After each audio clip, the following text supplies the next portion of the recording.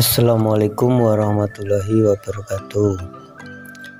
Sebelumnya perkenalkan dahulu, saya Muhammad Rizal Hariri Yusuf Alamin, NIM 3 terakhir 173, dari Prodi Akuntansi Syariah Fakultas Ekonomi Bisnis dan Islam UIN Syed Ali Rahmatullah Tulungagung. Di sini saya akan memaparkan tentang apa itu akuntansi RAN dan contoh transaksi akuntansi RAN.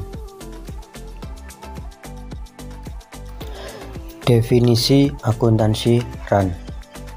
Secara harfiah, RAN adalah tetap, kekal, dan jaminan. Secara istilah, RAN adalah apa yang disebut dengan barang jaminan, agunan, cagar, atau tanggungan. Jadi, RAN yaitu menahan barang sebagai jaminan atas utang.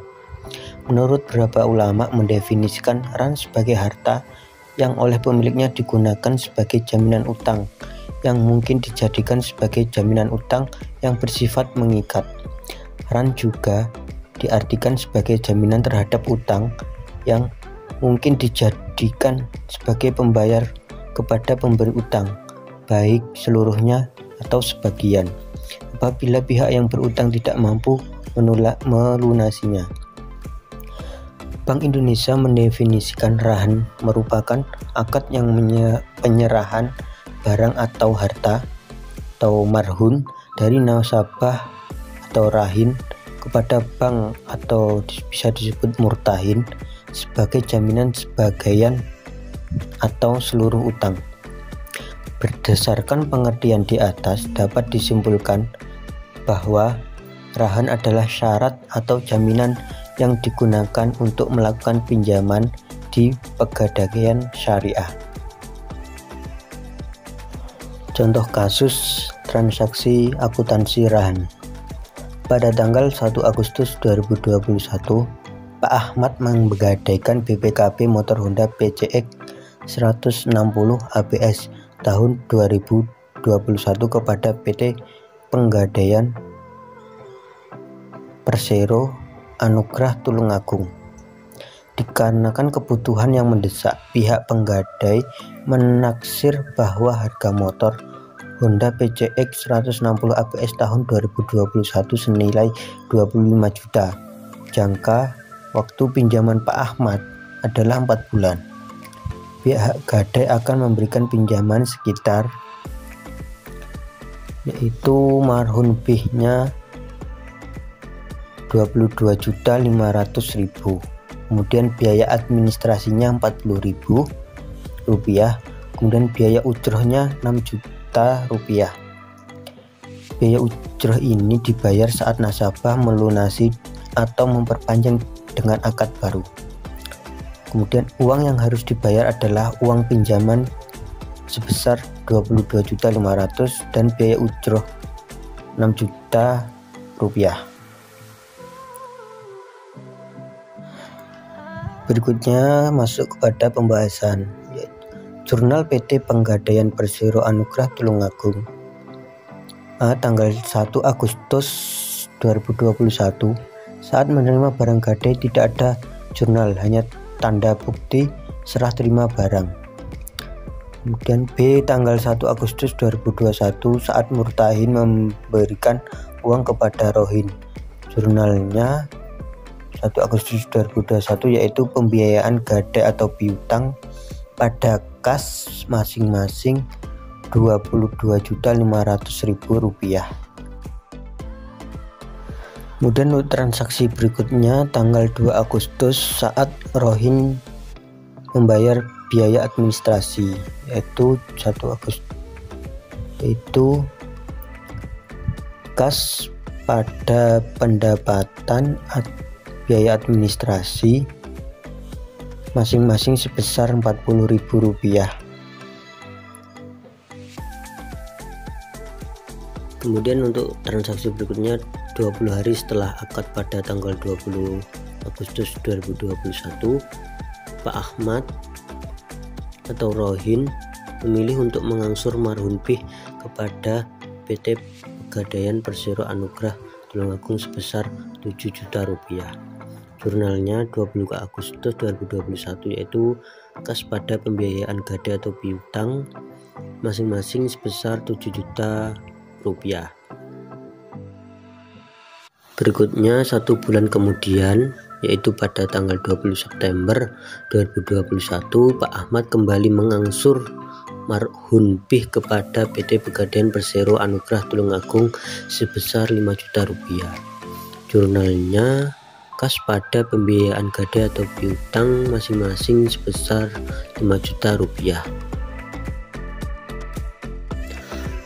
Pada tanggal 10 Oktober, tepat setelah 20 hari kemudian, Pak Ahmad kembali melakukan angsuran marhunbih sebesar 4 juta rupiah. Jurnalnya yaitu kas pada pembiayaan gadai atau piutang masing-masing sebesar 5 juta rupiah. Berikutnya tanggal 10 Oktober, tepat setelah 20 hari kemudian, Pak Ahmad kembali melakukan angsuran marhunbih sebesar 5.500.000 rupiah. Jurnalnya yaitu pada tanggal 10 Oktober 2021, kas pada pembiayaan gadai atau piutang masing-masing sebesar 5.500.000 rupiah. Kemudian tepat tanggal 1 November 2021, sebelum masa jatuh tempo, Pak Ahmad melunasi sisa marhunbih kepada PT Pegadaian Persero Anugrah Tulungagung sebesar 5 juta rupiah serta membayar biaya ujroh sesuai kesepakatan di awal akad sebesar 6 juta rupiah. Barang gadai dikembalikan dengan membuat tanda serah terima barang. Jurnalnya 1 November 2021, yaitu kas pada pembiayaan gadai atau piutang masing-masing 5 juta rupiah, kemudian kas pada pendapatan ujroh masing-masing 6 juta rupiah. Kemudian untuk jurnal pihak yang menggadaikan atau Pak Ahmad atau Rohin, yaitu A, tanggal 1 Agustus 2021 saat menyerahkan barang gadai kepada PT Pegadaian Persero Anugrah Tulungagung, tidak ada jurnal, hanya tanda bukti serah terima barang. Tanggal 1 Agustus 2021 saat Pak Ahmad menerima uang pinjaman atau marhunbih, jurnalnya 1 Agustus 2021, yaitu kas pada hutang rahan masing-masing 22.500.000 rupiah. Kemudian tanggal 1 Agustus 2021 saat Rohin membayar biaya administrasi, jurnalnya beban administrasi pada kas masing-masing 40.000 rupiah. Kemudian tanggal 20 Agustus 2021 Pak Ahmad sebagai Rohin mengangsur marhunbih kepada PT Pegadaian Persero Anugrah Tulungagung sebesar 7 juta rupiah. Jurnalnya hutang rohan pada kas masing-masing 7 juta rupiah. Kemudian tanggal 20 September 2021 Pak Ahmad kembali mengangsur marhunbih kepada PT Pegadaian Persero Anugrah Tulungagung sebesar 5 juta rupiah. Jurnalnya hutang rohan pada kas masing-masing 5 juta rupiah. Berikutnya tanggal 14 Oktober Pak Ahmad kembali melakukan angsuran marhunbih sebesar 5.500.000 rupiah.